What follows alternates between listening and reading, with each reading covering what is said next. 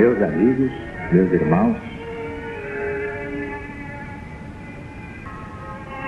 o Centro Espiritual Universalista, o CEL da LBV, unifica neste final de ciclo todos os ensinamentos de Jesus em espírito e verdade, mas à luz do novo mandamento.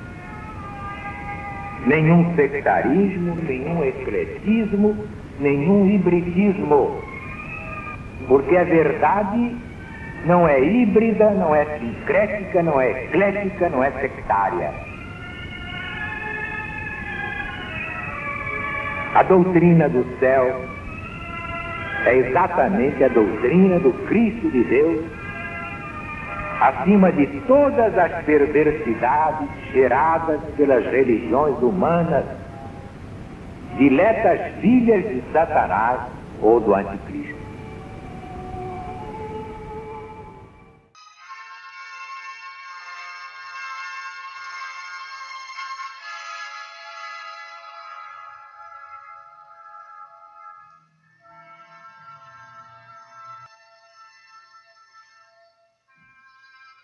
Doutrina do céu, Espírito da verdade. Alziro Zaru responde. A lição de hoje é não olhar para trás. Publicada no jornal Gazeta de Notícias, no dia 1º de agosto de 1970.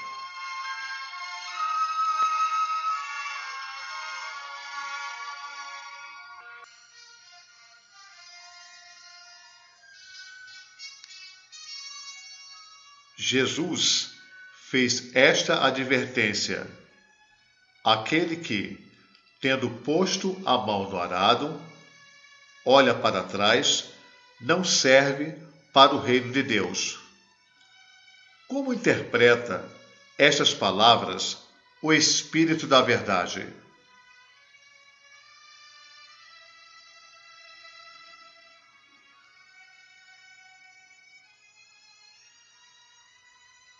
O mestre dirigiu essa advertência ao que lhe pedia permissão para ir antes que partisse com ele, despedir-se dos que deixara em casa. Também aí é preciso que o homem busque o Espírito que vivifica, sem se ater à letra que mata. Houve quem acusasse o Cristo de por essas palavras pregar secura de coração, despedaçando os laços amoráveis da família. Entretanto, bem longe estava isso do pensamento de Jesus. Como poderia o Redentor, que deu a sua vida por todos, amigos e inimigos, ensinar o egoísmo? Absolutamente não. O que por aquela forma quis dizer aos homens era: não olheis para trás, quando vos achardes na estrada do bem, pois sempre haverá um laço que vos retenha, em detrimento da vossa missão. Meditai bem, antes de iniciar a obra, isto é, antes de colocardes no sulco o arado. Mas uma vez feito isso, já convencidos de que ele rasga o solo, no ponto em que a semente deve ser lançada para produzir, não pareis mais, caminhai sempre para a frente. Podeis, portanto, harmonizar os ensinamentos do Mestre desta forma: deixa que os mortos enterrem os seus mortos e vai anunciar o reino de Deus. Deixa entregues a si mesmos os que se mostram incapazes de ver a luz. Trata primeiro de levar a luz aos que a desejam para viver em Deus. Aquele que, tendo posto a mão no arado, olha para trás de si, não serve para o reino de Deus. É preciso que as condições pessoais egoísticas não te façam voltar atrás e abandonar a obra que tens de executar. Começaste a caminhar para frente. Segue, pois o teu caminho, convicto de que parar é recuar. São palavras ditadas pelo próprio Cristo.